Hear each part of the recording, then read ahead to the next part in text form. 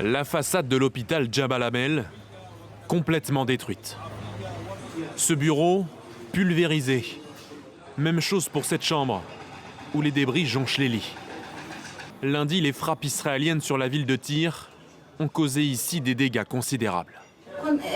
Mon fils est né il y a 13 jours. Il est placé dans un incubateur. Mon mari et moi, on s'est absentés, mais quand on a entendu la frappe, on s'est précipité à l'hôpital. Tout le bâtiment était endommagé.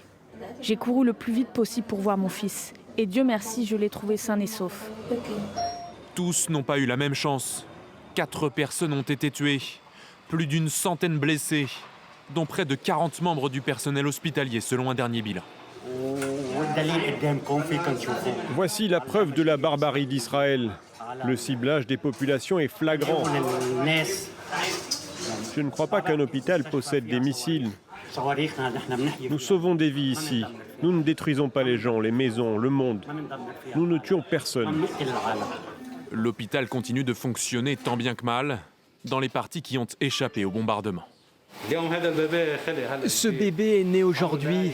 Il n'a que quelques minutes. Il nous a apporté un message de vie et un message d'espoir pour l'avenir. À Tyr, 2 des 3 hôpitaux ont été visés par des frappes. Le dernier, toujours indemne, croule lui sous l'afflux des patients. Depuis le début de la guerre menée par Israël contre le Hezbollah début mars, 17 hôpitaux au total ont été endommagés ou détruits à travers le Liban.